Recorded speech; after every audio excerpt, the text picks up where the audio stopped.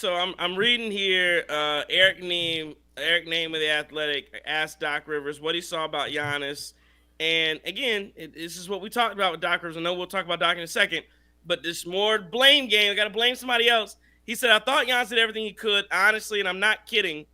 There were times in the beginning of the third, I talked to Scott Foss. I believe Scott Foss is on the training staff. 3 different times, I wanted to take him out of the game. I thought he was running on fumes. As a coach, you got to make a judgment call sometimes, and medical makes the call more." So here we go again. Yeah, he says they kept saying he was okay, but I have eyes, and I just didn't like the way he was moving, and that was why I took him out the one time early in the third. He kept asking to get back in, and trainers said he was fine. So we kind of stuck there. But I wish I would have just said no, honestly. That's what I'm talking.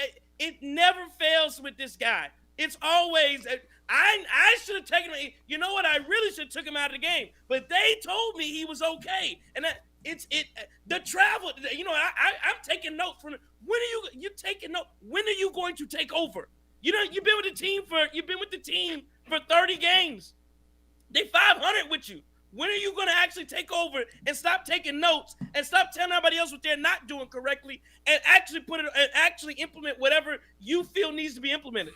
There are 7 games left into the playoffs, and all I've heard since Doc Rivers came into this basketball team, since he took over for Adrian Griffin, all I've heard was excuse. Well, we're on the road, and when you're on the road, it's gonna be a tough thing to do taking over on a road trip. Then why the hell did you decide to take over on a road trip? Why did you wait? Why did you wait till after the road trip and then come in? Well, you want to get the gel. You want to do it. Well, when you travel here, you travel there. And again, aren't you sick of it already? Don't you see this as a pattern over and over and over and over again? It's always somebody else's fault. And again, but this ain't the first time with Doc. The people in Philly told us this when we got him. When they announced Doc, the Philly people said, "Ha!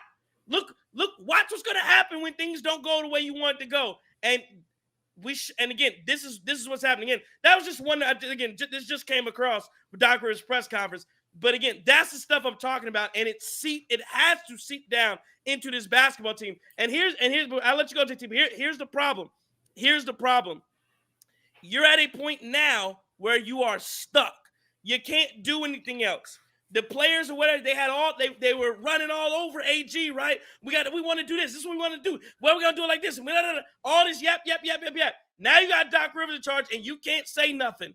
You got to do exactly, because you can't fire every coach you got. So now you're in this position, and right now with Doc Rivers, it's not working. And not only is it not working, but he's blaming everybody around him. This is how this thing, unfortunately, it's looking like it's going to go. We hope it doesn't, but that's what it looks like. And Doc Rivers is feeding into every narrative that was told about him before he joined the Milwaukee Bucks.